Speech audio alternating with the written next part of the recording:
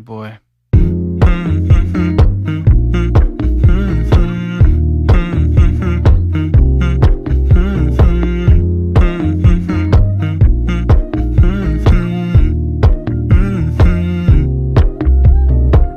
You know, I know you're making up the truth. Why can't I go before I lose my cool? I love you even if it's difficult. Don't worry just because I need to leave. Don't mean I'm. Bienvenidos a su canal favorito. Ayu Yanapaku Rimasu En esta ocasión estará a cargo de Paola Barreto. y Mesli Porter.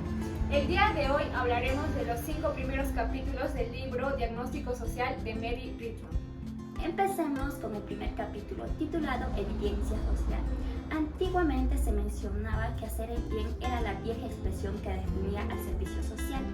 Sin embargo, hoy en día se le conoce como trabajo social. Esta es una disciplina que mediante su metodología de intervención contribuye al conocimiento y a la transformación de los procesos sociales.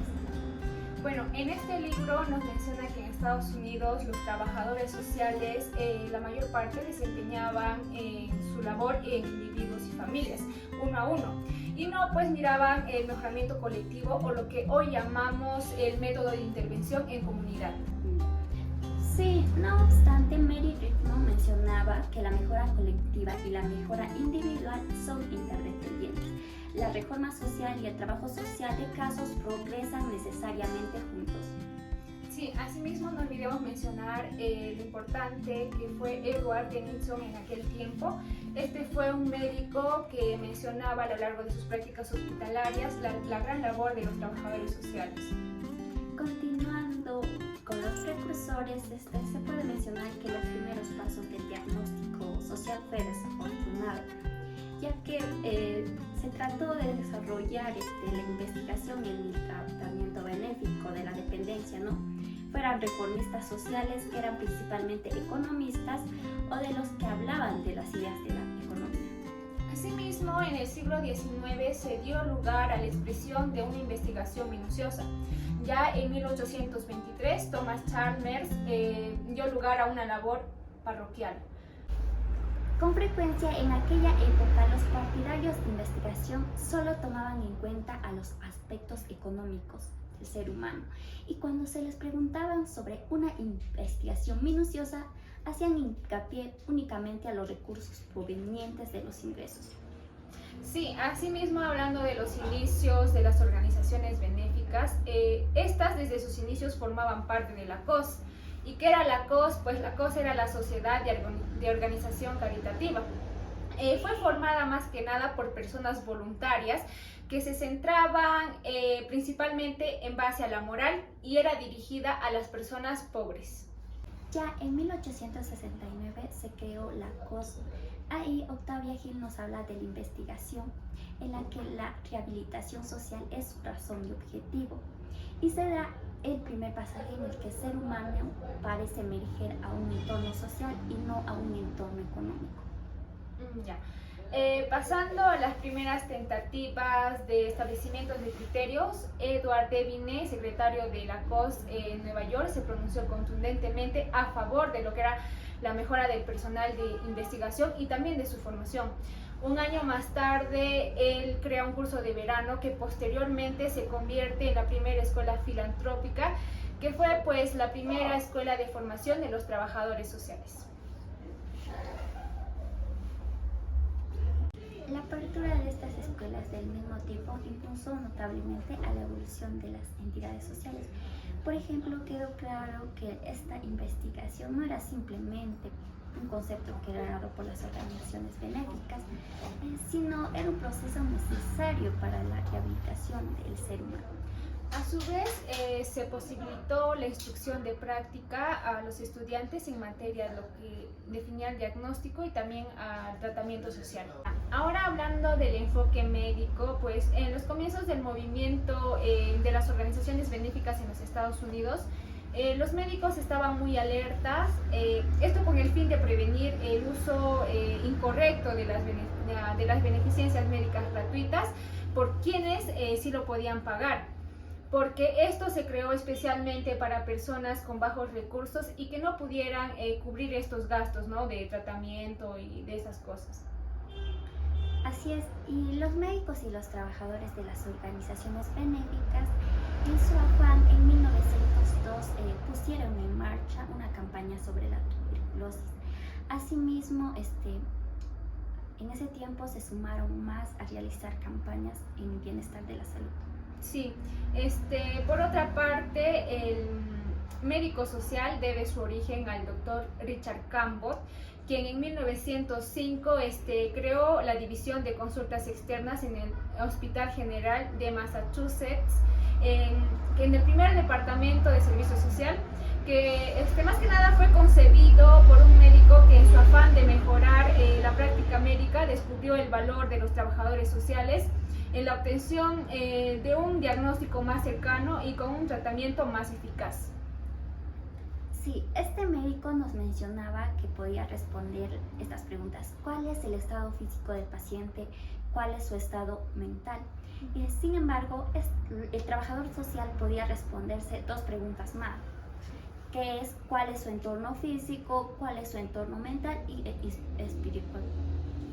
Sí, él mencionaba que era capaz de responder las primeras preguntas, ¿no? Pero las siguientes dos no. Bueno, el trabajo social no responde en un punto de vista concreto, sino más que nada en un punto de vista humano global. Y esto justamente pues es lo que tienen que asumir los médicos, quienes daban su formación, tienden a formarse en un punto de vista más limitado. Ahora pasaremos a hablar sobre la naturaleza y el uso de la evidencia social. Bueno, esto era más que nada un plan de tratamiento social que se divide en la recopilación de evidencias y también lo que era la extracción de inferencias a partir de estas. La recopilación de evidencias se realiza durante el primer contacto que establecemos con los trabajadores sociales, con el cliente, asimismo con su familia, con sus fuentes ajenas o grupo familiar, y también consiste en la comparación de la evidencia recopilada y gracias a estas fuentes podemos hacer lo que es la inferencia, ¿no? Como trabajadores sociales, y también en la interpretación y su significado, o lo que llamaríamos nosotros como diagnóstico. Sí, muy cierto lo que mencionas. En aquellos tiempos las personas con las que trabajábamos solían denominarse de diferente forma, como solicitantes, internos, casos menores, familias, personas en libertad condicional, pacientes.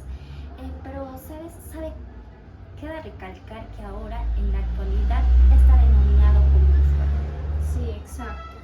Bueno, oye, pasando al siguiente tema, que es la evidencia social diferenciada. Bueno, esta más que nada nos habla que es aquella recopilación de evidencias, el diagnóstico y el plan de tratamiento o intervención social, donde necesariamente se realizan lo que es una comparación de evidencias recopiladas y la interpretación de su significado. Hablando de la evidencia social, bueno, esto más se trata de la transformación de una serie de hechos, de historias personales, que nos va a servir a nosotras para indicar el origen de los problemas de un determinado individuo, en este caso del usuario, ¿no? Y también los elementos que lo utilizan para su solución. Pues cuenta de elementos, ¿no? Uno de ellos es recoger lo que son las evidencias con la que se va a iniciar el proceso. Asimismo, el examen crítico y la comparación de las evidencias. También la interpretación y la definición y la dificultad social. Sí, mirando un ejemplo, un tribunal de relaciones domésticas condenó a un hombre, ¿no?, por abandono, debido a que su mujer lo había denunciado, pero esta denuncia era falsa, ¿no? O sea, es decir, que la persona que estaba denunciando estaba mintiendo. Y consideramos que es muy necesario que la trabajadora social investigue bien en este caso, en los casos. Bueno, pasando a lo que son las definiciones relativas y la evidencia, tenemos algunos términos que más se usaban, ¿no? En este era el diagnóstico, que más que nada era un diagnóstico social que se trataba de llegar a una definición lo más exacta posible de una situación social y también la personalidad de un cliente dado, ¿no? Sí, asimismo testigos, el trabajo de casos trabajaba directamente con los testigos, ¿no? El testigo informa de lo que ha visto u oído instintivamente. Sí, y los hechos, bueno, los trabajadores sociales no siempre se preguntaban si las declaraciones que ellos mismos efectuaban pueden afirmarse con total certitud. Bueno, la recopilación de datos en cualquier campo de interés se ve obstaculizada en primer lugar por una recogida defectuosa o por una observación inexperta o parcial en los testigos. Y en segundo lugar, por una confusión existente que puede haber entre los hechos y la inferencia extraída de los mismos por los testigos o en el caso de nuestro estudio o por los trabajadores sociales también. Antes de pasar al estudio de la investigación social, el deber nos obliga a asegurarnos de que los hechos de esta situación sean reales.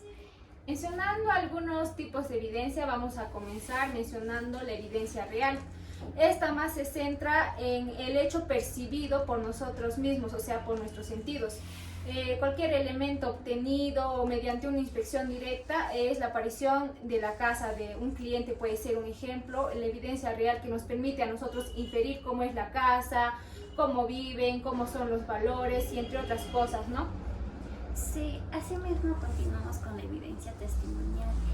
Para el trabajador de casos existe una diferencia importante entre la evidencia testimonial aportada por alguien que dice haber visto o oído esta situación al que afirma el hecho de haberlo escuchado. Sí, hay que tener en realidad mucho cuidado cuando una afirmación pasa de una persona a otra.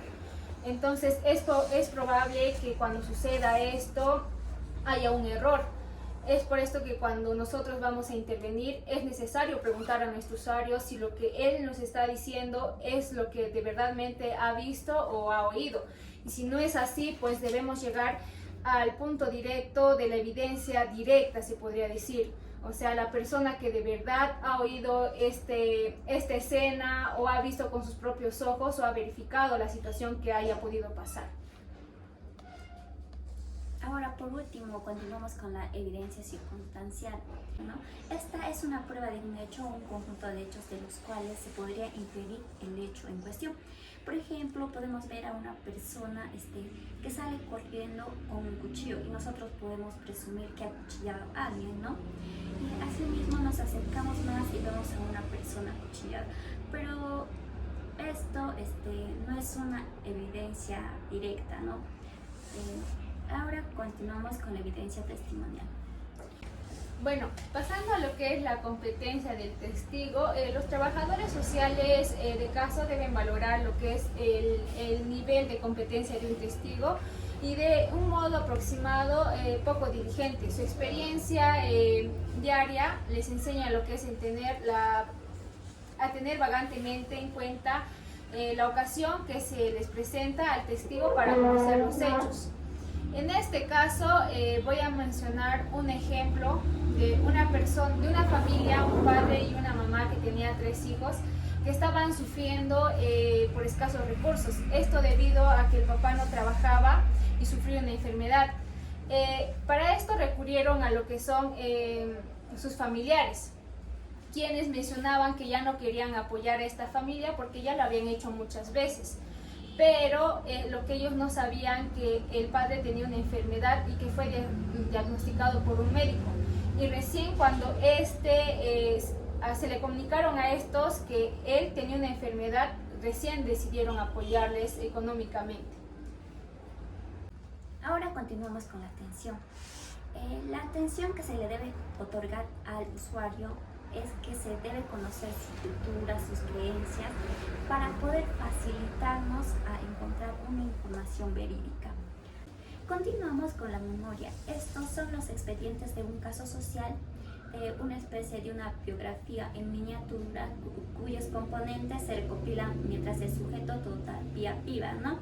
En este caso es, por ejemplo, cuando un usuario se acerca a un centro y la trabajadora social entrevista, en su primer momento va a contarnos todo, tal cual han pasado la situación. Pero si ya ha sido entrevistada por varias personas, siempre va a omitir lo que nos quería decir. Ya, pasando a la sugestionabilidad, este es el factor que afecta la competencia de una persona como testigo, es decir, su tendencia a ratificar, a reproducir las aserciones realizadas por otros. Mencionando un ejemplo, pues una niña que era inteligente tenía amigas mayores que le llevaban a un comportamiento que en sí no era de ella. O sea, estas amigas eran de un cierto comportamiento libertino. Entonces ella, por la presión o aprobación de sus amigas, se comportaba de esa manera. Sin embargo, cuando se encontró con otra amiga que pensaba muy diferente a sus anteriores amigas, que tenía, como se podría decir, metas claras, objetivos claros. Para finalizar, vamos a hablar acerca de las inferencias. Bueno, las inferencias es el proceso de razonamiento que nos va a permitir pasar de un hecho conocido a otro desconocido. De muchos casos particulares podemos inferir una verdad general, o como suele pasar en trabajo social, de una verdad general podemos llegar a hechos nuevos, sobre todo a casos particulares. La prueba que nos permite corroborar una inferencia provisional puede haber buscado deliberadamente o extraída de nuestra experiencia pasada, ¿no? Ya. La prueba que nos permite corroborar una inferencia provisional puede haber sido buscada deliberadamente o extraída de nuestra propia experiencia. La experiencia pasada también puede ofrecerse una variedad, ¿no?, de hipótesis. Con esto terminamos los primeros 5 capítulos del libro Diagnóstico Social. Bueno, no se olviden suscribirse y dejen su like. Chao.